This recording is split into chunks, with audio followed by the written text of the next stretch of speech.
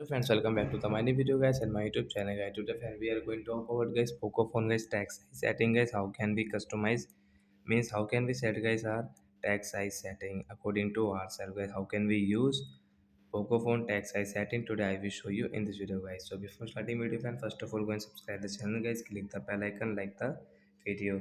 So first of all guys, we will on our phone setting guys. After on phone setting guys, scroll it. Hence you can see guys your display setting, and guys you can see your display and brightness setting guys you can use from here. So once you can see guys your text size setting guys, we will tap here to customize. Then guys we can customize according to ourselves. As you can see there are six size, one, two, three, four, five, six.